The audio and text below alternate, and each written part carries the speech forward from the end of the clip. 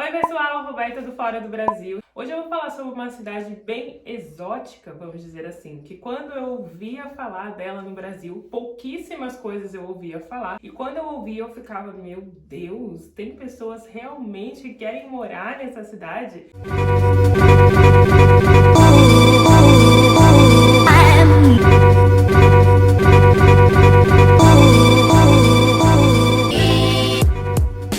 Darwin, que pronunciado aqui no inglês, Darwin. Esse vídeo tá super interessante, com informações muito legais para quem quer fazer turismo, passear em Darwin, ou para quem quer morar também lá, uma cidade num estado chamado Northern Territory. Norte Territory seria um estado regional e Darwin, capital do estado. Uma facilitação para a imigração. Pessoas que querem fazer intercâmbio na Austrália, pensando de repente em imigrar, em ficar aqui na Austrália, vão ganhar algumas pontuações extras por estar morando em área regional. Como essa cidade fica bem lá no topo da Austrália, ela é comumente conhecida pelos australianos como Top End City. Quer dizer que ela realmente fica lá no topo e é o final da Austrália. E se no vídeo anterior eu falei que as pessoas que querem morar em Brisbane têm que ter aquele espírito aventureiro, porque tem muita coisa para fazer ao ar livre, Darwin não deixa nada a desejar, tem muita coisa para fazer no meio da natureza. Fica nesse vídeo comigo até o final que eu tenho certeza que você vai incluir Darwin no seu roteiro de viagens. E já começando a falar então das atrações turísticas, bem no coração de Darwin fica uma coisa, um parque chamado Crocosaurus Cove.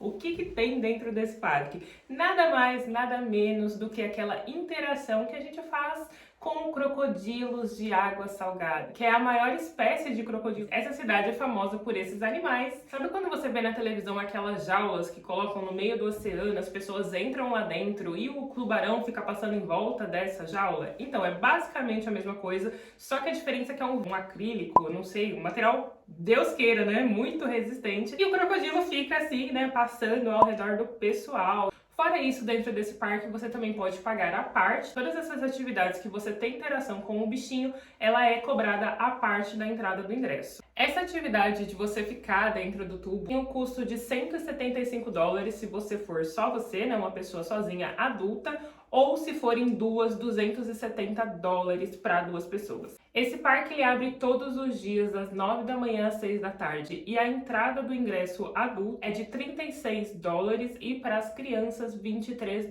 Darwin também é famosa por ser uma cidade com uma gastronomia muito requintada e diferente. Um dos pratos principais servido nos restaurantes também é a carne de crocodilo, que eu vi algumas fotos, nunca comi, tá, gente? Ela parece carne de frango, né? Ela é uma carne branca também. Muita gente fala que todas essas carnes diferentes têm gosto de carne de frango. Eu não sei se eu teria coragem de experimentar, mas se você é aquela pessoa que quer, né, fazer todas as experiências, experimentar coisas diferentes, eles fazem o famoso Fish and Chips, que é um prato que veio da Inglaterra e vende pela Austrália inteira. Lá eles fazem o Crocs and Chips, então é a carne de crocodilo empanada como se fosse a do peixe e as batatas fritas. Além disso tem hambúrguer, tem churrasco, se você quiser experimentar. Outra coisa meio peculiar que eles colocam na alimentação é formiga verde. Para comer coisas diferentes, Darwin é a cidade mais exótica aqui na Austrália quando a gente fala em questão de comidas. Se você já parou para olhar o mapa da Austrália, fica na Oceania, que é um continente gigante. E o que acontece? Os estados, eles são enormes. O Northern Territory, ele pega uma parte tão grande do meio até o topo da Austrália, que dentro do próprio estado tem dois climas diferentes. São 1.600 quilômetros desde o meio até você chegar no topo onde fica Darwin.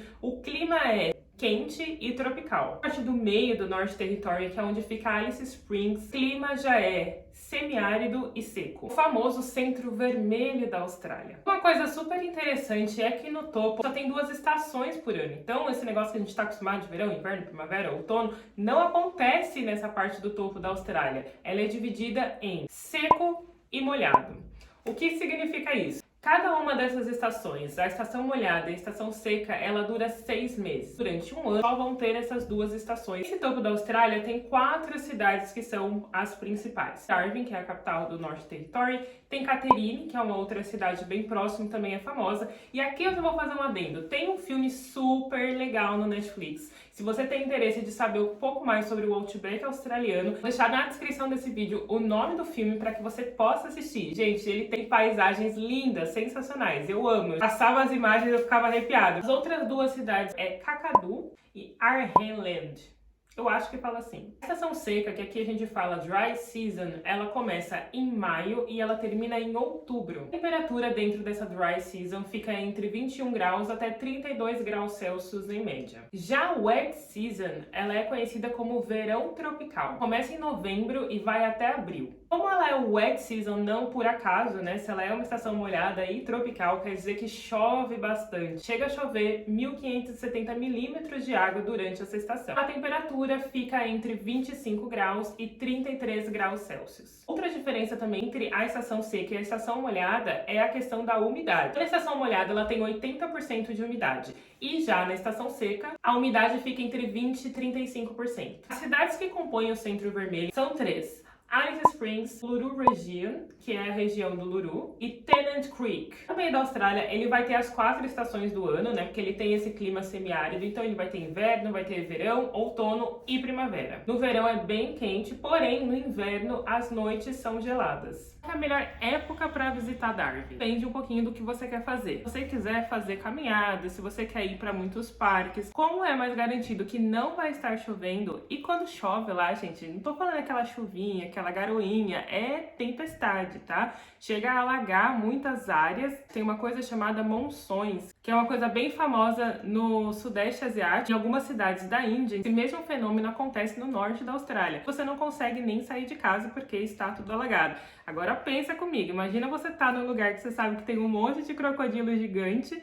Você teria coragem de atravessar alguma rua no meio de um alagamento em Darwin? É na temporada seca também que acontecem os festivais mais famosos da cidade de Darwin, que é o Darwin Festival, o Barunga Fest, o V8 Supercars. Agora que o Fernando tá sabendo desse evento em Darwin, ele vai querer ir lá. Outra coisa muito comum aqui na Austrália e acontece lá em Darwin nessa época seca é assistir filme ao ar livre. Então eles colocam algumas cadeiras, uma tela de cinema mesmo, e você vai assistir um filme debaixo das estrelas. Esse cinema ao ar livre ele acontece de abril a novembro. Todos os eventos ao ar livre vão acontecer mais na estação seca.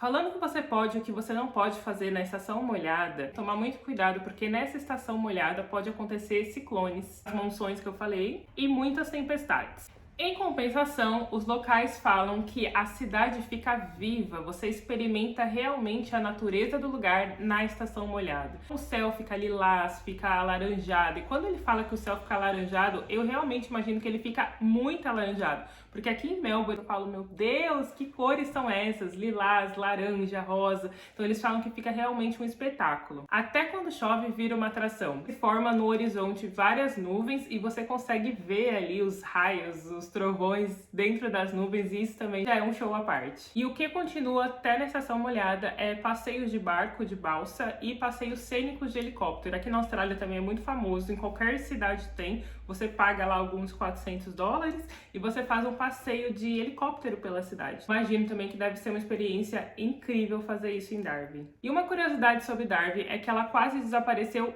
2 vezes. A primeira vez foi durante a Segunda Guerra Mundial, porque como ela era a cidade realmente do topo, os fortes foram construídos lá. Como ele era a proteção da Austrália, nem acabava sendo mais atacado, né? Ele recebia míssil, as bombas, tudo chegavam em Darwin. Então, em 1942, durante a Segunda Guerra Mundial, a cidade quase ficou totalmente devastada. E a segunda vez que isso aconteceu foi em 1972 com o ciclone Tracy. Foi o maior desastre natural da Austrália. 71 pessoas morreram. Bem devastador, muitos prédios, muitas casas foram destruídas. Museus lá do North Territory da cidade de Darwin contam bastante essas duas histórias e vale bastante esse passeio para conhecer um pouco mais da história do North Territory aqui da Austrália. Além desses museus, também tem muita galeria de arte e, como vocês devem imaginar, há uma porcentagem, uma concentração enorme de aborígenes, que são a primeira população aqui da Austrália, e também há estudos que falam que é a população mais antiga do mundo. Falam que o povo aborígena já tem uns 65 mil anos antes de Cristo. Eles estavam espalhados pela Austrália inteira, só que hoje em dia há ainda muitas tribos, pessoas que sobrevivem da arte aborígene, que moram no Norte Territory. Várias galerias de arte que eles pintam, eles tocam, eles têm os próprios instrumentos, as próprias músicas e até a sua própria língua, apesar de muitos dos aborígenes hoje falarem inglês. Por causa desses dois fatos que quase destruíram a cidade de Darwin 2 vezes, ela é conhecida como a cidade da persistência. E o último fato interessantíssimo sobre a cidade de Darwin é que ela também foi ponte e porta de entrada para a imigração. Em 1870, eles criaram a linha que liga Darwin com Adelaide, em South Austrália. Essa estação se chama Overland Telegraph Line. Nessa estação de trem, eles também passavam mensagens para a Inglaterra através de código Morse.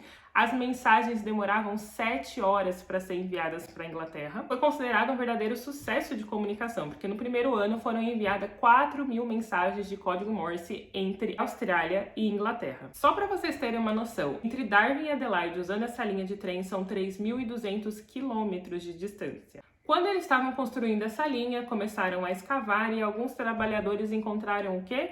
Ouro. Nessa época também, em 1870, começou ali uma outra corrida pelo ouro, né? A Austrália é conhecida muito pelo minério, pelo ouro. Em todos os estados, aqui em Vitória tem um lugar que até a gente foi, tem vídeo aqui no canal, que é Christmas in July. Nessa cidade que a gente foi, tinham minas de ouro, também foram descobertas várias toneladas de ouro. A primeira quantidade significativa de ouro que foi encontrado nessa escavação, né, desse trajeto entre Darwin e Adelaide, foi em 1872. Essa pedra que foi encontrada, deram o nome para ela de Priscila. Então esse é o vídeo de hoje, eu espero que vocês tenham gostado. Deixa aqui nos comentários o que você achou sobre essas informações de Darwin, se você já imaginava que era dessa forma, ou se também você descobriu algumas coisas junto comigo, que eu vou adorar interagir com vocês no comentário. Não se esqueça de se inscrever aqui no canal, também deixa o teu like nesse vídeo, compartilha com pessoas que têm interesse de saber um pouquinho mais sobre a cultura australiana. Segue a gente lá no Instagram e a gente se vê no próximo vídeo. Um beijo, tchau!